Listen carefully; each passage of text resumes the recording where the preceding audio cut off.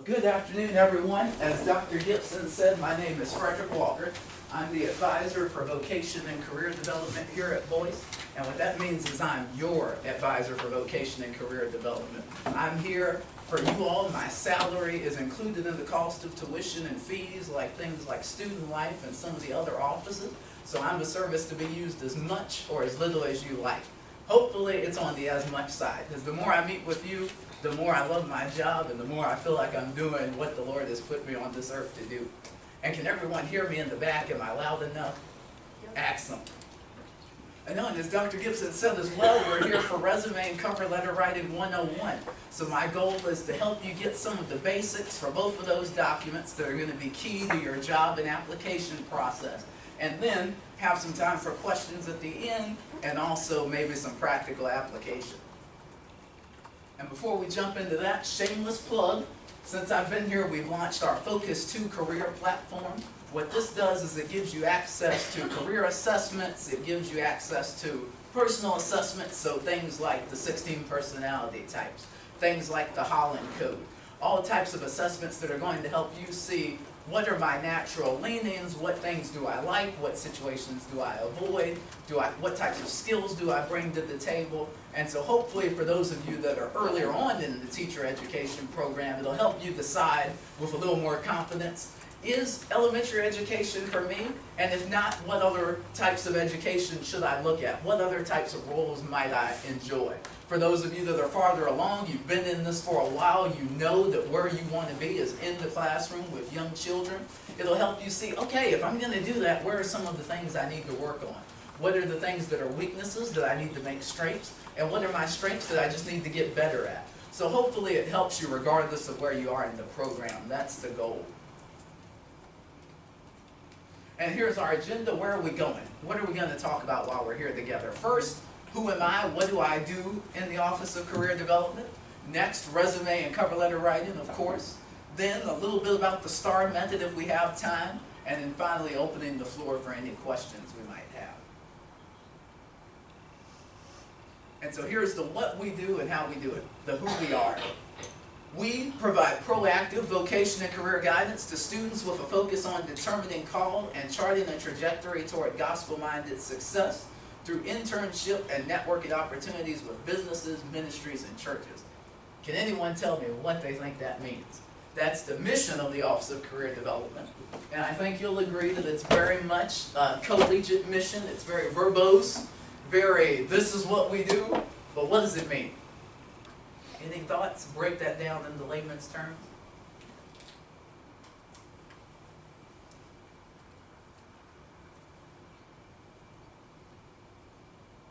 You're basically there to walk with people as they try to walk with the Lord and how He's gifted them. Amen. Yes, walk with people as we walk with the Lord and try to determine where we're gifted. That's exactly right. And so the way I do this is through three pillars: guidance, preparation, and deployment. Guidance meaning assessments, talking about what are our giftings. We believe 1 Peter 4, as each has received a gift, we've each got one. What are my gifts? What is my gift? How do I apply that for the Lord's glory? That's part one, talking about personality type, talking about the things you enjoy. What are the things you don't enjoy? Then once we've done that part, we've identified what your calling is, what you're gifted in. Then preparation, where we are today, resumes and cover letters. How about mock interviews? Getting ready for the real interview so you ace it and get the job. Then deployment. Ideally, once we're done, our goal is to send you out into the world to impact it for God's glory. For many of you, that's probably going to look like an elementary classroom, or it might be a classroom overseas. It may be in your local church. But whatever you end up doing, the goal is that you do it well and you bring God glory as you do. And then you'll see on the next slide, my frame of reference for every conversation we'll have will be what Ken Coleman calls the sweet spot. And no one told me we are out of focus. But I think we'll be okay as we go on. So the sweet spot is a Venn diagram of talent, passion, and mission. Talent being what you're best at, the thing that you do better than anything else, or the top 5 things you do better than anything else. Passion, work that you enjoy. What is the thing that when you do it, hours float away? You could do this, do those things for hours on end. It would feel like a few minutes. And then mission. What are the results that matter to you? Most of you came to the teacher education program probably because you really enjoy being with young children. You love seeing them learn. You love seeing them grasp new concepts. As you think through those types of ideas, you start to identify, oh, education, elementary education in particular, might be in that sweet spot. But the beauty of the sweet spot is it doesn't have to be one job. It's not, if I'm not in the elementary classroom, then I'm not doing what the Lord's called me to do, and nothing's going to work out right. It's something where I'm working with young children, teaching them. That could be elementary classroom. That could be Sunday school teacher. That could be a missionary. So it's a broad category of anything fitting in these three things is going to be a job where I feel I'm really doing what the Lord has put me on this earth to do. And so any questions at all about what I do, sweet spot? Any questions about that so far? All right, then let's talk resumes. And so the question we have to answer before anything else is, what is a resume? It's your professional first impression tailored to the position you're seeking. And that's the key word there, is tailored. Every resume we make, we want it tailored to the position we're seeking. We don't want to have a master resume with everything we've ever done, and then we send that to every job we apply for. It's great to have that master resume that has everything we've ever done. But once we're ready to apply for an actual job, we want to tailor that resume, make it fit that job posting. So for example, I already know Emma. I know that she's worked both in the coffee shop and in admissions. Depending on the job she's applying for, she may very well want to highlight both of those experiences. But if she wants to apply to be an admissions rep, for example, at another college, she may very well let the coffee shop experience go and only emphasize all the things she did as an admissions rep. Thinking more education-based, you might want to emphasize the fact that you were an elementary school teacher aide and you did Sunday school teaching, but not talk about the time you spent as a manager at Chick-fil-A. Maybe you do want to talk about the time you spent at Chick-fil-A. So again, every resume needs to fit the job we're applying for. And with the resume, what we're thinking about is how you meet their needs. The resume and the job search process isn't entirely about us, but it's about how we fit the needs of the future organization we hope to work for. So, in your resume, you're trying to tell them, this is what you need, this is how I bring it. And the way we think about this is the RAT concept, and that is results, accomplishments, and time. So what results did you bring in your previous roles, whether they were volunteer or paid? When you were working at your local church as a volunteer, when you worked at the coffee shop, or you worked at Chick-fil-A, or at the sporting goods store. When you did those things, what results did you bring? Did you make a more efficient way to check customers in? A more efficient way to track children and make sure they were safe? What accomplishments did you bring? Were you employee of the month? Were you recognized for your length of service? How long did it take these things to happen? Time. Within my first 6 months on the job, I overhauled our process for employee onboarding. So thinking about what we actually did in a set amount of time. And this isn't easy. We're not very used to talking about ourselves, especially about only our accomplishments. But that's the art of the resume, is how do I do this in a non-bragging sort of way. And you all know that everything that we've got, everything we received is a gift from the Lord. But when it comes to our resume, the goal is to emphasize everything that we've done, knowing that it's in His power that we've done it. But the goal of the resume is to talk about all your successes and how those can translate into future successes as well. And then, keep in mind with our resume, research, research, research. And what I mean by that is we want to know exactly what this organization is looking for. What is this school looking for? In that resume or job posting, I'm looking at how many years of experience, what types of experiences. And I'm thinking, do I have courses I've taken that meet these requirements? Do I have real world experiences that show that I've acquired these skills? So constantly thinking about how do I fit the needs of this organization. And again, that comes from well done, thorough research. And now when you go to my website at boycecollege.com/careerdevelopment, you'll find this resume template. And you'll go there, click on Student Resources, and there'll be a link that says Downloadable Resume Template. And that will give you this template as an editable Google Doc. And what you can do is download it like it says at the bottom, and then you'll be able to edit it in Word on your computer. And this is just a template for those of you that have never made a resume, or you don't like the way your resume template looks. It gives you a starting point. But one of the wonderful things about resume writing is you can make it look however you want. The most horrifying thing about resume writing is you can make it look however you want. So it could come out terrible, but it could also come out very presentable, and it looks exactly how you would like it to look. But in general, what you see here is the main sections you need. Summary, who you are, what you're looking for, your education, how your experience relates to the role you'd like to have, skills that you bring to the table, and then things like college activities are going to change from person to person. Maybe yours says college activities, maybe it says volunteer experience, and so every resume will be tailored to you and to the position, because all of you are different people with different backgrounds and experiences. But, again, just a guide to help you think through what you want on it. And I should say, when it comes to resume review, looking at resumes, helping you craft them, I'm glad to review any resume, whether it looks like my template or not. If you find one online that you really like, so you just Google search teacher resumes, and you love a template you find, use that one, fill it out, and send it to me. I'm glad to review it. I'm not worried about what your template looks like. I'm only concerned, is it presentable? Does it give who you are clearly and concisely? Does it hit those markers it needs to for your future employer? But I'm not going to give it and say, oh, this isn't my template, I can't work with this. Find something you like, it's professional, send it to me. I'm glad to review it for you. Any questions about that, what the resume is for? Alright, well, let's talk about then how to write it. So first step is think about your accomplishments so far in life.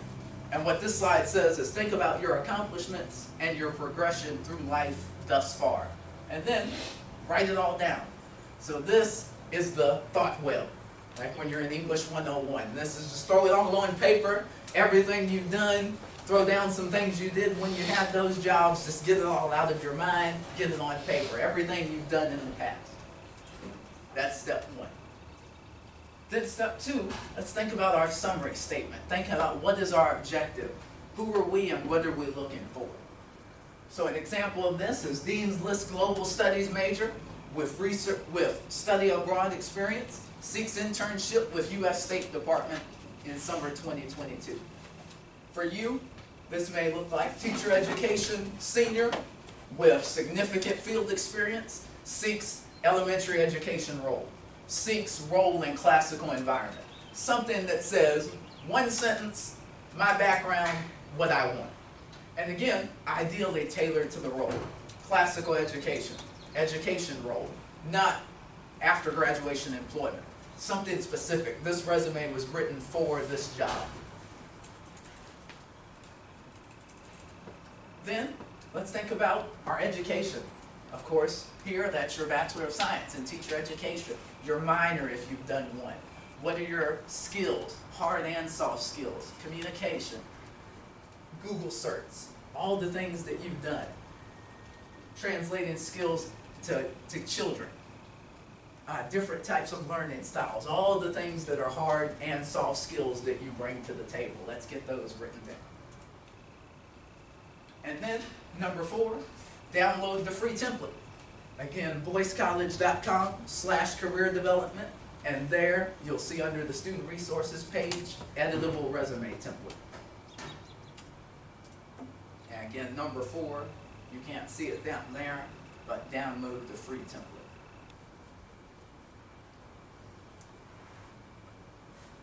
Next, use bullet points.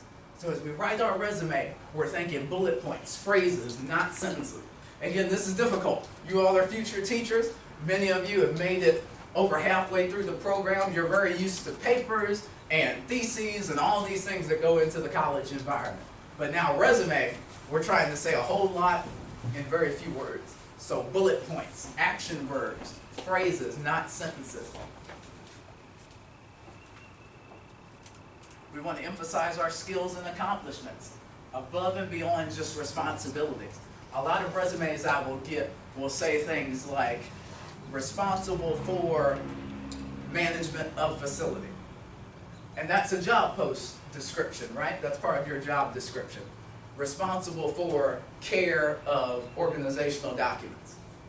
But now, what does that mean if I'm an employer? How many documents were you responsible for? How much value and revenue did you bring into the Chick-fil-A franchise? How much of the store's merchandise was on the shelves when you were responsible for locking up?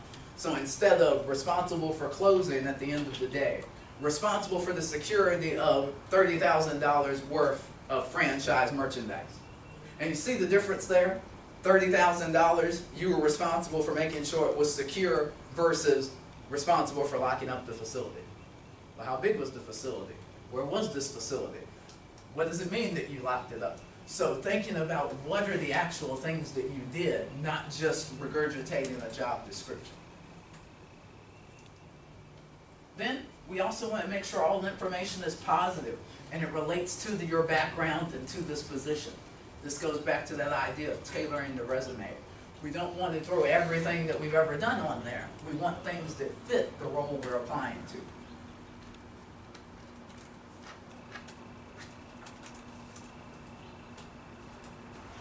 And then, thinking about properly conjugated action verbs and outcomes. Facilitated the training of 16 employees. Oversaw the education and curriculum development for a Sunday school made up of 18 children. Responsible for training other teachers in how to properly conduct a lesson. So thinking about action verbs, not just did, not just closed store, but what things did you actually do, action verbs here.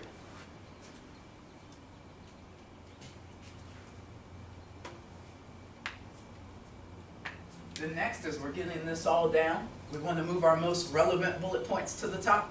The things that are most quantitative, those are the things we want to emphasize, working our way down to the least relevant. As much as we can, again, quantitative data, number, duration, amount, scope of experience. And understanding though, realistically, not every single bullet point will have a number. Not every bullet point will be quantitative. Some things will just be a statement from your job description. But in general, I want to be able to see the things that you brought to the table. In general, I'd like to see action verbs, numbers, quantitative data. And then one of the big areas where I see inconsistency is font size and type. So as we go through our resume, making sure all the bullet points have the same font, making sure every part of our title is the same, making sure every first letter with a bullet point is capitalized. So those little things that are just attention to detail and easy to overlook are things that are part of your first impression to the employer. The first thing the employer is going to know about you when you send in your resume is just what's on that piece of paper, along with the cover letter. So they're making value judgments based off of that one thing. They don't know you yet. All they know is the paper. Does this person have attention to detail? Doesn't look like it. There's a lot of font changes in here. Does this person take time to do research? Well, it seems like it because they used several keywords from the job posting. Does this person have attention to detail? Yes. This resume looks excellent. There's a lot of thought that's been put into this. Clearly, this person cares about the product that they're making. And if you think about a principal, an HR department, these are, of course, skills that they want in a teacher. They want someone that has attention to detail, someone who cares about small, minute things. And then use me or others to read it aloud and proofread it. Just like your papers, don't feel like your resume has to be done in a vacuum. Use your equivalent of the writing center when it comes to resumes, which is me, your peers, your parents, your friends. All those people, use them to read it and ask them, does this make sense? Does this represent my experience well? And take their feedback and apply it.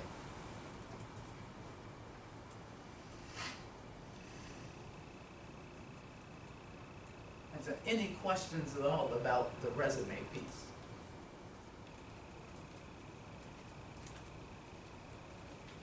Nothing, no burning questions, nothing you heard Like, is this true? All right. In that case then, what is a cover letter? Any stabs at that one? What is this thing? And how does it relate to my resume? Yeah, go ahead. It's basically like describing yourself, and it like the resume is telling you like what you did, but your cover letter is where you can really show your like skills. Absolutely, I love it. Anything to add to that one? Is it also specifically addressing the job as well? So it's, I mean, I know the resume is specific to the job, but the cover letter is like very specific. Yes, and I think also very specific to the person that posted it or is responsible for it. Absolutely. I love it. So very specific to the job, to the person that posted it. It's very much who you are and your story. And that's exactly right. It's the way the cover letter and the resume come together. Is the resume is all data. You're a senior in the teacher education program looking to teach in a classical school. Looking to teach at Jeffersontown Elementary. Great. And now here's a bunch of data about why I'm amazing. Now, the cover letter, right, so if you think about it, it's just a bunch of bullet points about why I'm amazing. There's no story, there's no narrative, there's no climax, there's no conclusion, it's just data. I'm great. The cover letter now is the story. So who am I? Tell me your name. Avery and Alan. Avery and Alan now, this is their story. The reason I, Avery, want to be a teacher is because when I was in elementary school, I had Mrs. Young, and Mrs. Young's first grade class, changed my life. And now, from the first moment she taught us the alphabet and I learned how to read, I knew I wanted to help other children learn how to read. I don't know if that's true, but feel free to use that as your story. Alan, same idea. For me, it was when I was in high school. In high school, I had my first experience where I loved school. Never enjoyed school until I got to 9th grade and I had Mrs. Rogers. And Mrs. Rogers taught Intro to World Religion. And I knew when I took that class that I wanted to spend the rest of my life teaching students the importance of education and the importance of knowing what other people believe. So the cover letter now, we get to tell the story. We get to say how you got where you are, why you want to be in that classroom, why you want to work with this population of children. And so it's the complement. It fills in the blanks. It fills in the details that we don't get from raw data. And it's a must-have for every resume you submit. For every resume, even if it doesn't ask for one in the job posting, submit a cover letter. Because again, that's how we go from raw data and just a name on the stack of resumes to a story.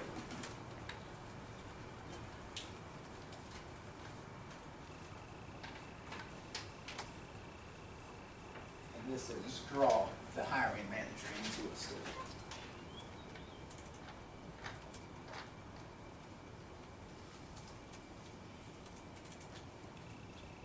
And now the cover letter template is not my creation. It doesn't belong to me. But another one of the resources you'll find on our website, boycecollege.com/careerdevelopment, student resources tab, you'll find a cover letter writing guide. And in that cover letter guide, about halfway through it, you'll find the link to the video and the posting where you can download this template. And I love this template. It's the one I use for all the jobs I've applied for in the last several years. And the reason I love it is because the first sentence, the first paragraph is, here's my story, here's why I want to do it. Then a little bit about the organization and why you love that organization. Then an analysis of some of the requirements and how you meet them. And I love the way it's laid out. This position wants 1, 2, 3 things. Here's how I've done things in my life that meet 1, 2, 3 things. Then, can't wait to talk about my experience. I'd love to interview with you. Thank you for your time. Very simple, easy to read, and it gives everything we want in a cover letter. Who I am, a little bit of my story. Don't you want to know more? Why I love your organization. Don't you want to know more? But see how much research I already did?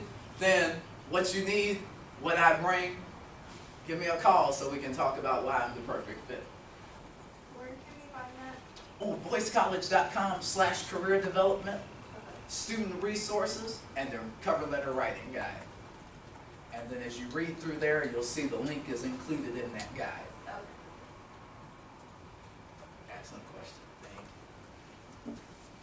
And so now with the cover letter, as opposed to the resume, this one, just some general tips, not necessarily in order here, since there's the video and the template included in that guide.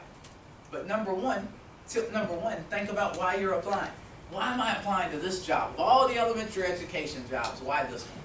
Why do I want to work at this school? And the answer might be, I just need a job and I haven't gotten any of the other ones.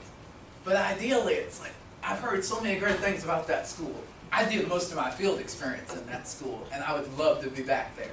So just think about why. Why am I taking the time to apply for this job? If you do it well, if you put in the work, this is going to be a long process. You got to make a resume, you got to make a cover letter, you got to take all the stuff you said in the resume already and retype it into the document for HR, because for some reason they won't just take the resume, upload it as a PDF. All those of you who applied for jobs before know what I'm talking about.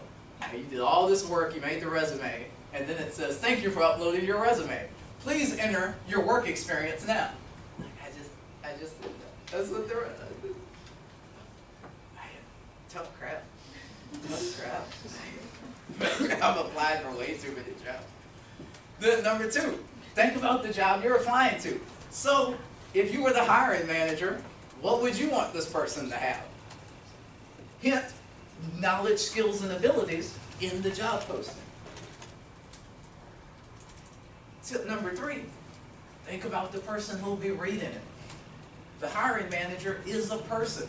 They might be faceless and nameless to you, especially if their LinkedIn doesn't have a photo. Then you don't know who that person is. But you know they're a person. And we as people are wired to love story. We're drawn into a story. So write the story for them to read and be drawn into. And now this, key pro tip, flashing neon lights, don't miss it. Do not say, dear hiring manager, research, research, research. Remember the resume? Do the work of figuring out who is actually going to read this resume, this cover letter. In a perfect world, who would read it? More than likely, that's director of HR. It's the principal. It's the senior administrator. You know who that is at your school. Or you can figure out who that is at your school. Who in your church works at that school? LinkedIn. What does their LinkedIn profile say? For example, if we go find Dr. Barry Gibson on LinkedIn, I haven't looked, but I can almost guarantee if he has a LinkedIn, what's it going to say? Barry Gibson, comma, EDD. And what's it going to say underneath that? Yes, it's going to say some title, right? It's going to say, Instructor, Teacher Education Program at Boyce College. Or it will say, Department Head, English at UCLA. So, we do the same thing for our hiring manager in education. We look for Susan Rhodes, Director of HR, Jefferson County Public Schools. We address the cover letter to her.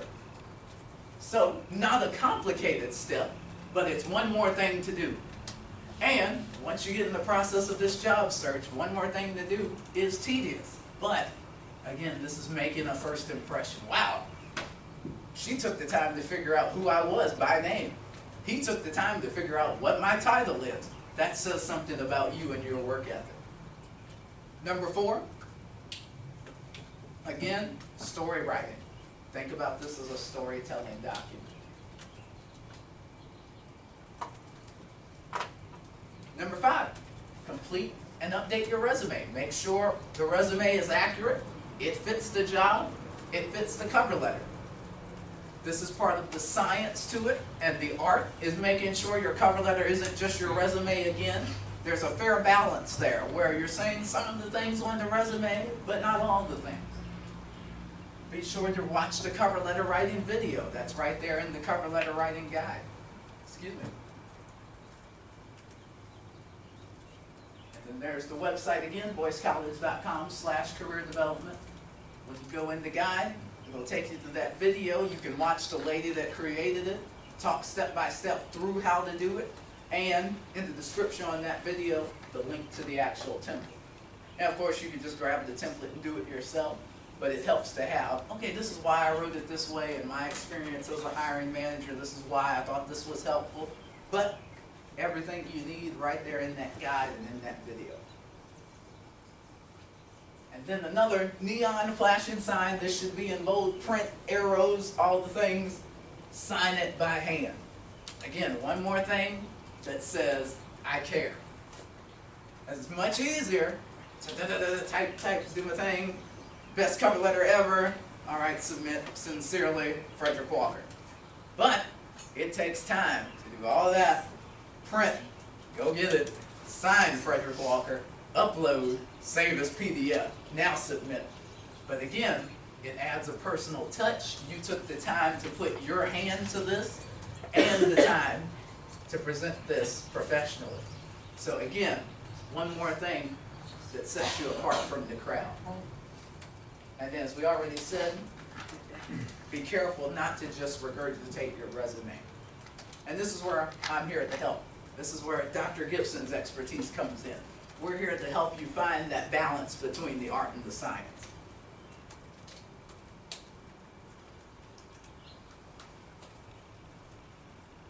And so any questions at all about anything? Resume, cover letters? Yeah, go ahead. I think actually with the resume, a question that I had as we were Yeah. talking, I've only had to write a couple for various jobs and things like that, but a lot of them were like leadership positions in a job, and even some where they weren't, where I was just doing like some sort of basic level job. How important is it to include leadership experience in a resume? Should it be something that you should always include, mostly include, like depending on the type of thing? I know you said tailor, but like, are there any kind of ideas in a resume that you should always put down no matter what? Oh, excellent question. And so I think there's two answers. One answer is anything relevant, that's what needs to be on that resume. So in education, leadership would always be helpful. Yeah. The other answer is the National Association of Colleges and Employers has a list of 8 career competencies. And so from talking to thousands of employers and colleges, they figured out these are the 8 things that every employer needs in every employee. There's real hard skills too besides these, but these 8 things must be on there. And those are things like teamwork, leadership, commitments to diversity, things like that. Right. So if that is the case, with that being one of those core competencies, again, I don't think you can go wrong.